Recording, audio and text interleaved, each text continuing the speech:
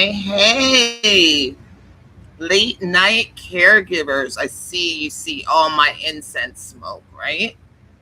Hi, I'm Tiffany Matthews, and I am founder and CEO of PACE.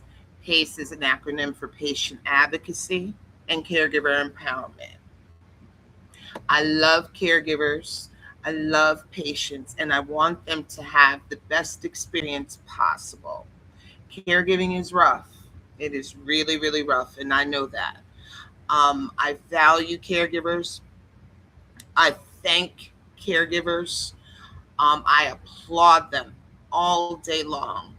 And as you get to know me, as I come to you more and more, you'll find out why I love caregivers so much and how they have so much value to us all. They really do. They really do. They have a lot of value to us all. Let me get my lights together because they don't seem to be lighting.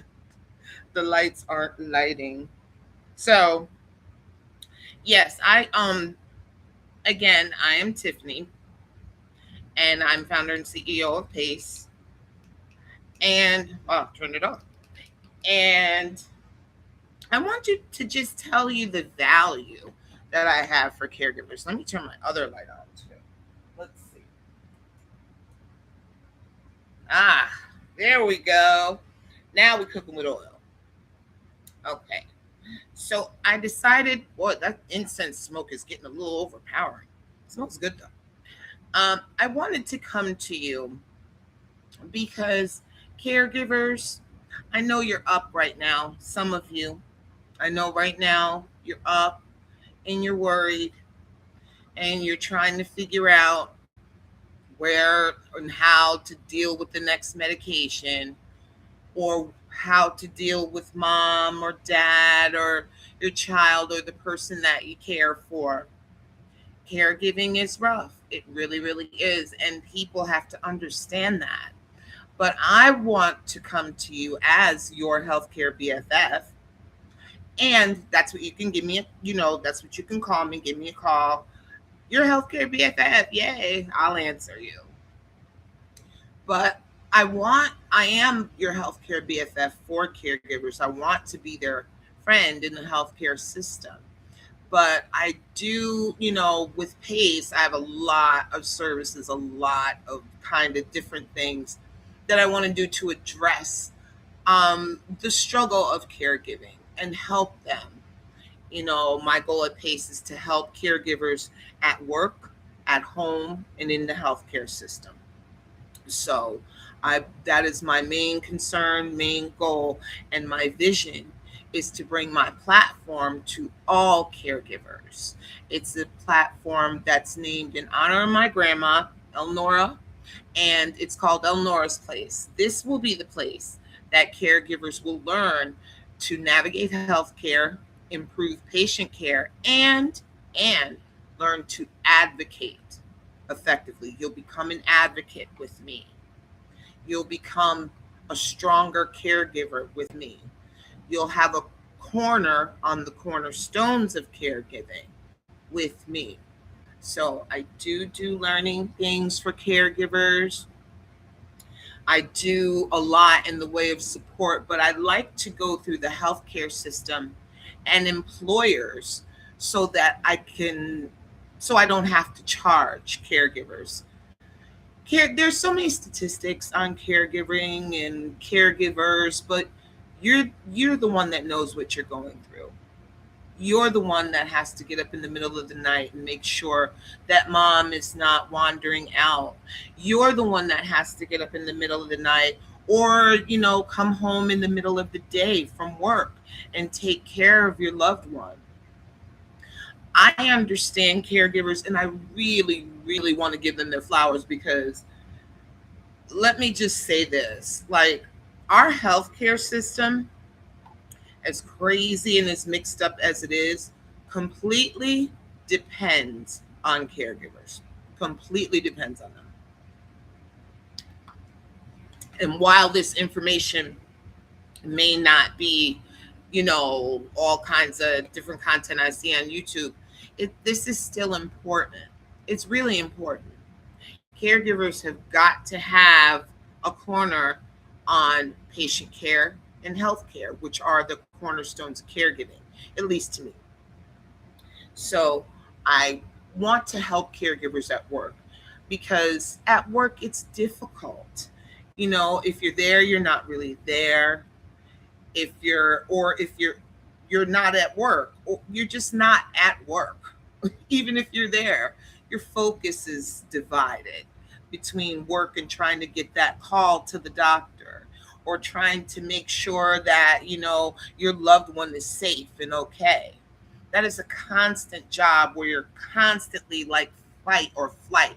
Caregivers are just so stressed and so under supported and so undervalued to me. That's just how I feel. And my whole mission is to support caregivers. And I know some of you are up late at night, so I've got my jammies on and I'm ready to chat with you because caregiving is important. And I know you're up right now. So before you have to go to work tomorrow, I want you to hear a couple of things that I have to say, and then you can take them to work with you. Personally, as your healthcare BFF, I believe that all employers should help caregivers. I believe all employers should help caregivers because you spend 1/3 of your life at that place. Okay? Most of your waking hours away from family, away from loved ones. You have a life at work. You kind of have a work family. Shouldn't they be helping you? But here's the issue. A lot of businesses, companies, employers don't know that caregiving is an issue. And that's because a lot of caregivers don't want to disclose it. That's because they're just simply unaware. Or, you don't know what you don't know, right? So, but caregiving affects employers like crazy.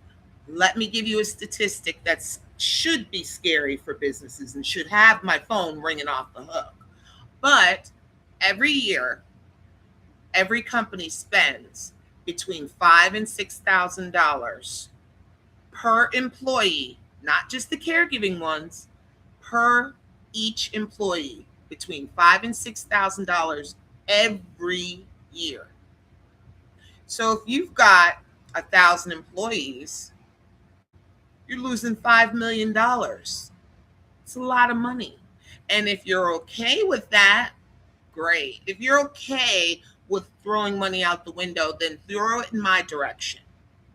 Throw it in my direction, because that's exactly what you're doing. Companies are throwing money out of the window by not addressing caregiving issues and caregivers and healthcare issues. They're throwing money out of the window. They are. When it's time for that raise and they don't have it, that could be part of the reason why they're not addressing caregiving. Part of the reason why they had to cut jobs and now you have to do the 2 jobs of someone, 2 jobs for one person and 1 salary. Yeah. Part of that can be directly contributed to caregiving at your place of business, at your place of work. That's just how it is. So I know that there are caregivers up right now, and I'm sure that you're stressing. I'm sure that you are thinking about, what do I have to do with this medicine? How many calls do I have to make? What appointments does mom or dad have? I know that you're up now. So I wanted to come to you late night and start making friends. So caregivers, you know a caregiver. Do you love a caregiver? Do you have a caregiver? Then this applies to them. My mission is to support them at work, at home, and in the healthcare system. I want healthcare and employers to start taking a better role in trying to support family caregivers. You guys work hard and you're so undervalued. That's just how I feel about it. Caregivers are so undervalued. They don't get the support they need, whether it's financial, whether it's in the healthcare system, whether it's, family, friends, different agencies. Caregivers do not get enough support. They are the backbone of the healthcare system. Whether you want to believe that or not, it's true. Caregivers supply every year $1 trillion worth of free patient care. $1 trillion. I will never know how much $1 trillion is. I'd like to sit somewhere and count that kind of money. Okay? I really would like to sit somewhere and count that kind of money. I would need some time and I would be fine. Just throw some food at me and an occasional water and I'll be fine.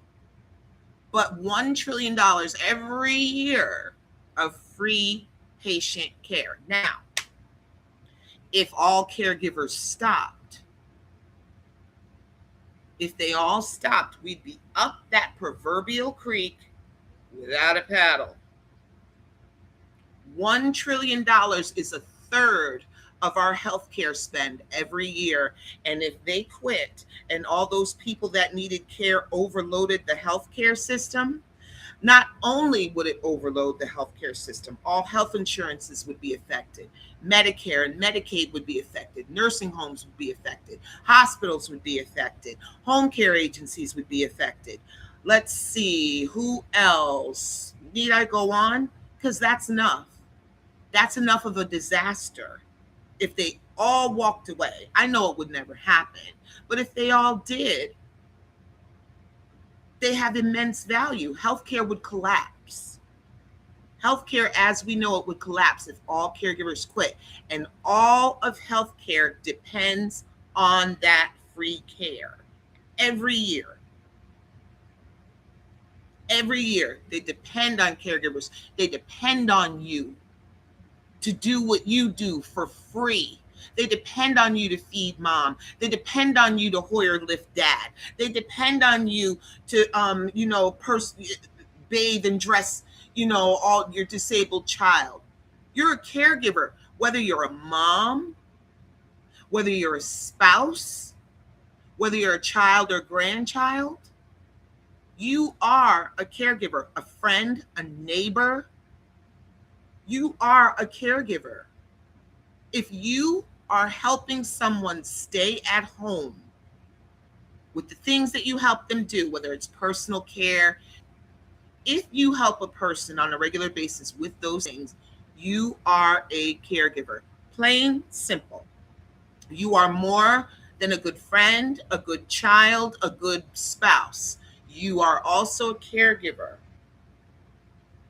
Okay?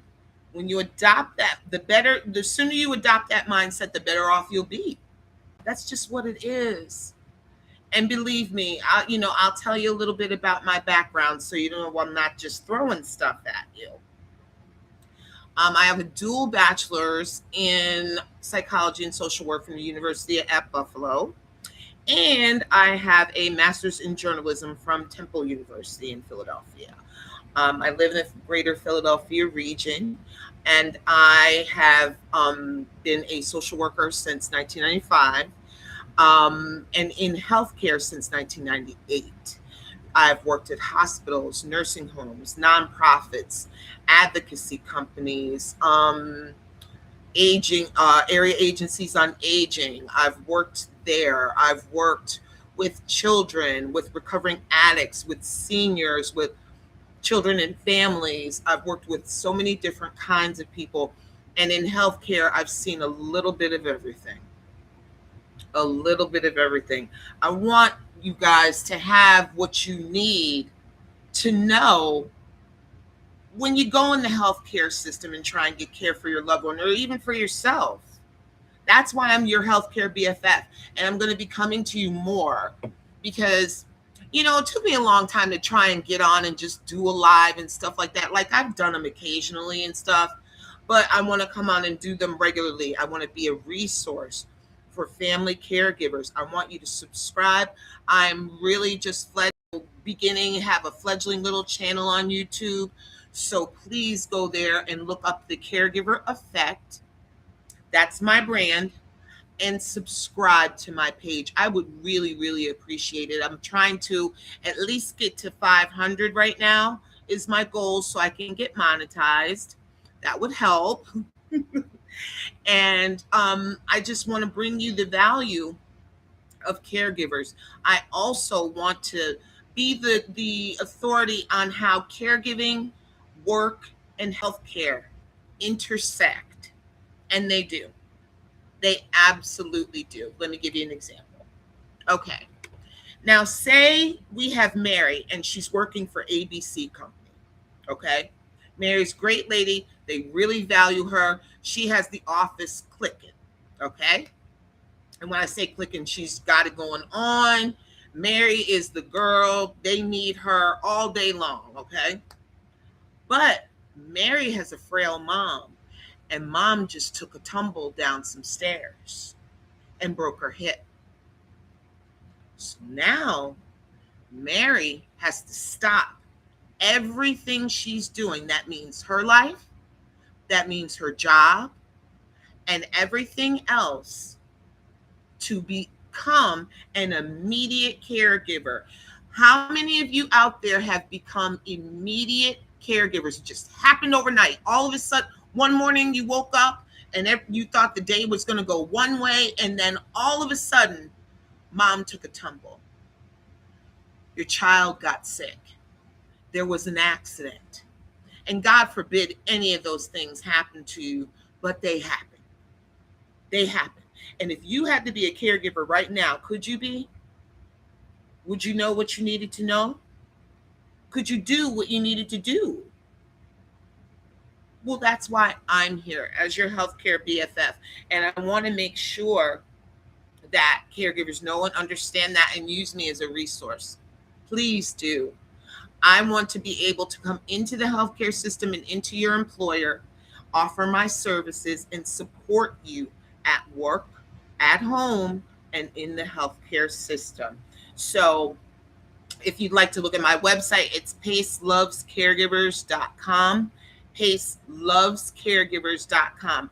Go and take a look. You can see everything I'm trying to do with employers in the healthcare system, because I didn't, in good conscience, I could not charge caregivers directly for my services because, well, for some of them, some I do charge directly, but most I don't, and I go to employers and organizations to get that done, so you can get it through there and get, help with healthcare navigation, patient advocacy.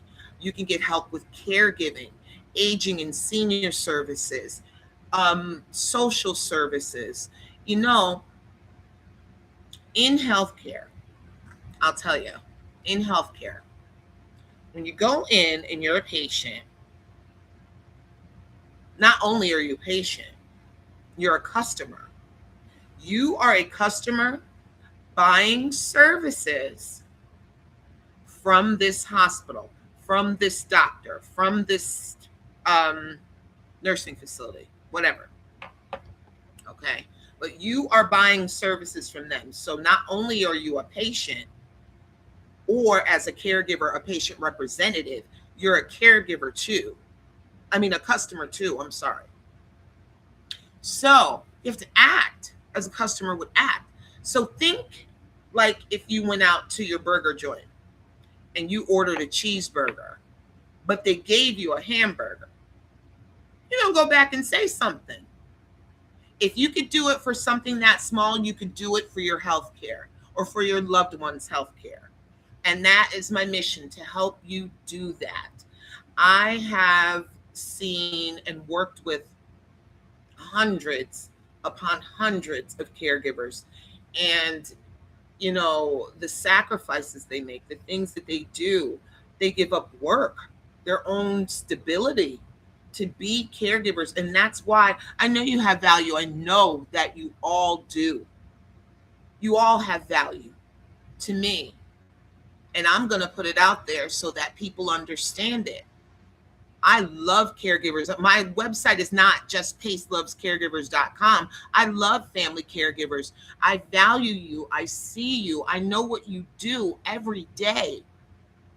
It could be stressful, overwhelming, backbreaking work, but you do it and you show up every day, even if you're caring for a parent that you didn't like that much.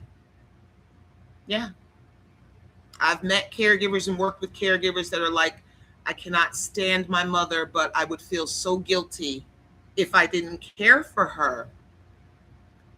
That's a hard way to go. But, you know, I just try to encourage, people to do what they want to do where caregiving is concerned, but there's a way to do things. There's a way to do things. So I've worked with, like I said, hundreds upon hundreds, if not more, if not thousands of caregivers. And, there's always a theme of, oh, if we had known this information or that information, then we would have done this or that. Or caregivers, we don't get enough help. We don't get enough training from the healthcare system. Well, as I was saying, in healthcare, while you're a patient, the second thing is there's a clinical part to healthcare and then there's a non-clinical part to healthcare. And you have got to know both if you are going to be successful in a hospital stay, with an appointment, with a surgery, any of that stuff. You have got to know what to say, do, and ask when you're in the healthcare system. You really, really do. You have to speak their language so they know that you are an active patient or an active caregiver in this patient's life, and you're not there for the bull. Okay? You're not there for the bull. So you go in there, you're confident, you speak their language, and you get things done. That's how I want every caregiver to be. And that is my mission. If caregivers come to me, they will learn what they need to learn about navigating the non-clinical side of healthcare. See, the clinical side is, okay, doc, I've got this illness, this injury, this condition, fix it. Give me a pill, give me a treatment, that's the clinical side, all the labs and all the tests and all these doctors in your hospital room coming in and out, annoying you all night long. That's the clinical side. The non-clinical side is, where's that medical equipment that you need? Where's that going to come from? How about those home care services that Mary's mom's going to need when she goes home? Because after a fall, like down the stairs, of course she's in the hospital. So Mary goes to the hospital. Oh, are you such and such's mom, daughter rather, Mary? Well, we've got a ton of information for you. Da-da-da. And that's how it comes to you. That's how the information comes to you. So if you gather information like that and you're already overwhelmed with what's going on with mom and how hurt she is, are you really going to take in that information, that important information? No. Nine times out of 10, no. There's some weird statistic out there that says after a doctor's appointment, 30 minutes after a doctor's appointment, we forget like 60 to 80% of what was told to us. We can't have our healthcare depend on that.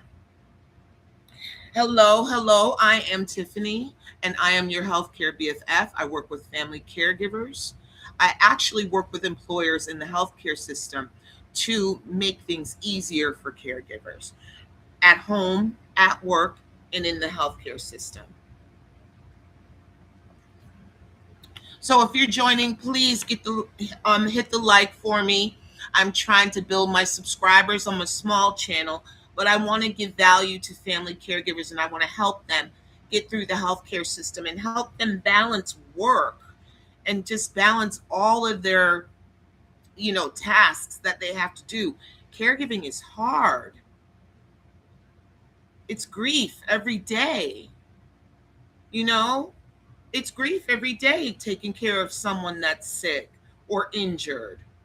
You have the hope of nursing them back to health, but if if it's someone like your parents or grandparents, usually those conditions are for good.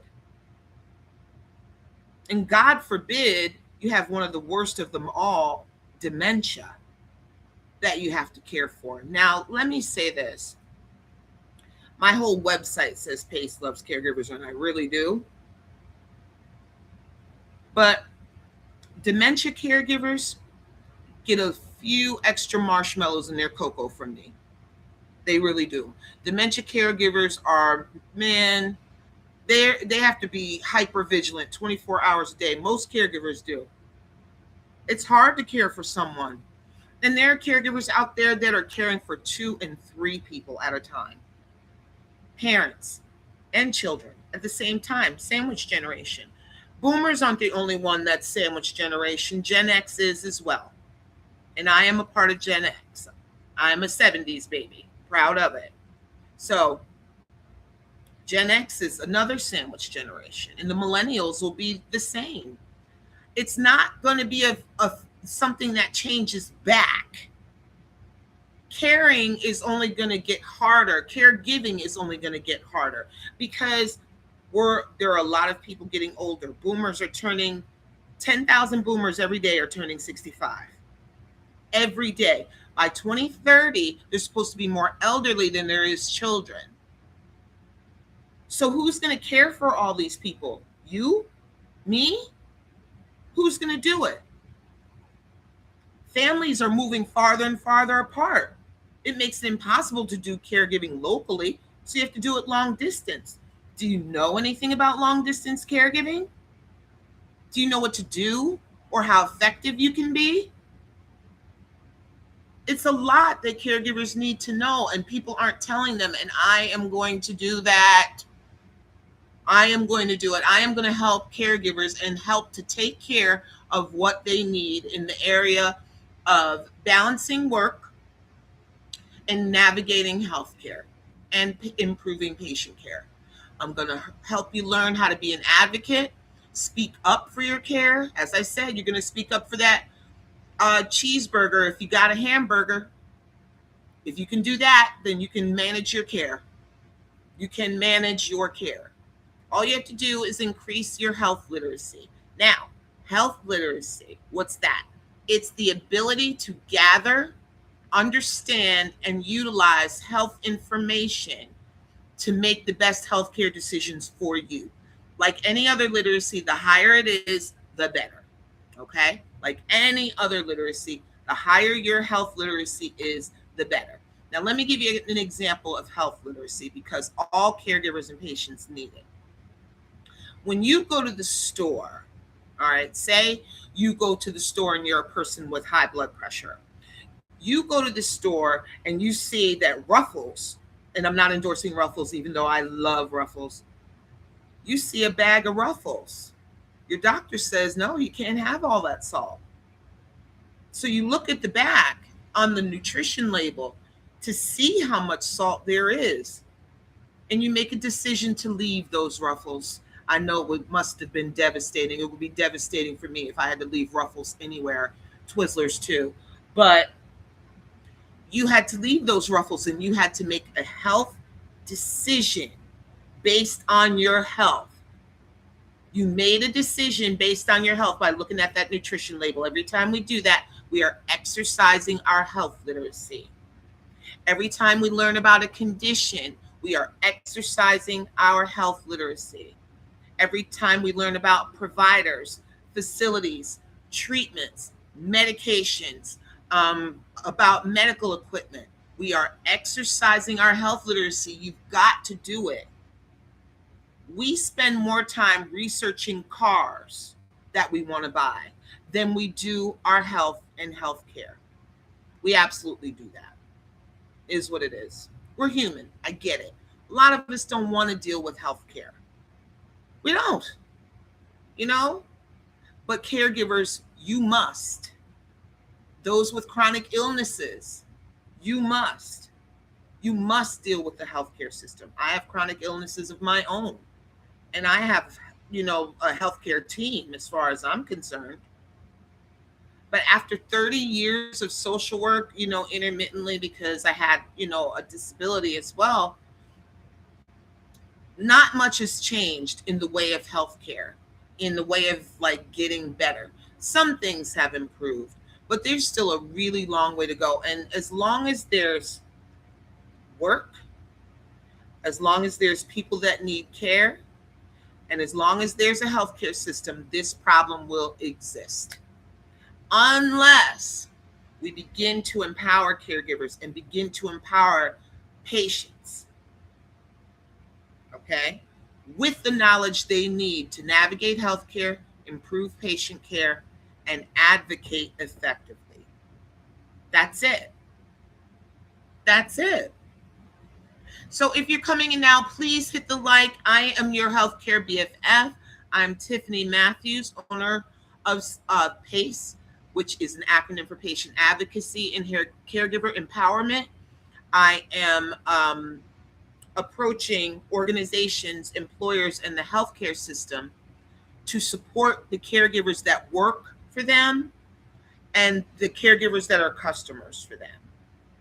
So you can visit my website, pacelovescaregivers.com. Please hit the like and subscribe to me. I am hoping to build a little channel. I just started it. That's why I started a late night kind of caregiving thing. I know caregivers are up at night worrying. And I wanted to come to you and let you know that I am here for you.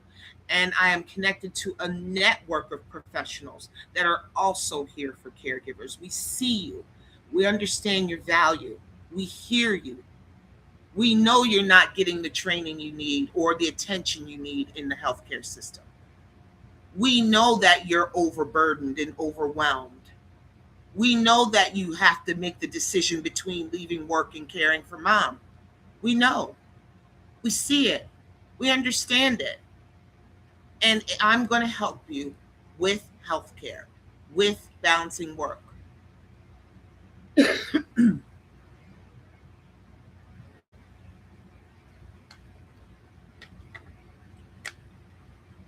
So if you are a caregiver, put it in the chat. Are you a caregiver? And if you are, who do you care for? What's it like for you? Is it stressful? Let's see in the chat. Ooh, shouldn't have moved that. Yeah, I mean, let's see. Caregivers do not get the value that they need and deserve. And I want to make sure by going to companies, employers, organizations, and healthcare that caregivers get their due at work. There'll be another time, next time I come on, I'll get into my story and why I do this work. It's because of my grandmother's healthcare situation at end of life. It was just terrible. It was terrible, and for God's sake, she was dying. She couldn't get the best healthcare possible on her way out. No, she didn't. Pissed me off, frankly, because my grandmother's like my mother. My grandmother was like my mother.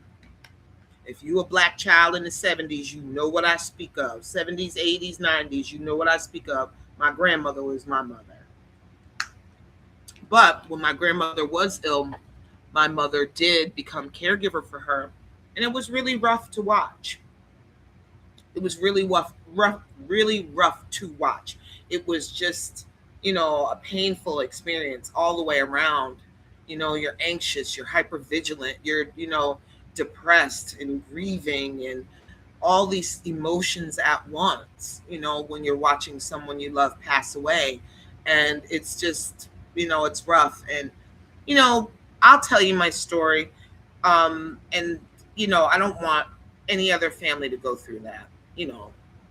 I don't want any other family to go through that at the end of someone's life. I want you to be able to just mourn, not have to deal with the business of healthcare and the tackiness of some healthcare providers. Okay? I want you to be able to see what you need to see and do what you need to do. So Please hit the like and please subscribe. I am going to be coming back regularly, and I haven't decided a schedule yet. So if you think of, I'm thinking of maybe Tuesday, Thursday doing lives. I'm going to do some late and then some during the day for business.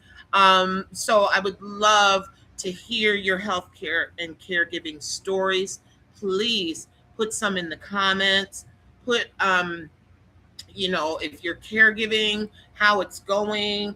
If you have a healthcare issue as a patient, how that's going, because caregivers and patients are dear to my heart due to what my grandmother went through, you know. So I'm here to help them. I'm here to help you. Caregivers, if you are up, give it to God and go to bed. You need all the rest you can get. And caregiver, you must have a social, well, not a social, like a self-care routine that is non-negotiable. A non-negotiable self-care routine. I don't care if you take 5 minutes, you go in the bathroom, scream and cry, and eat Snickers on the toilet. If that's what you decide to do and that's what makes you happy, so be it.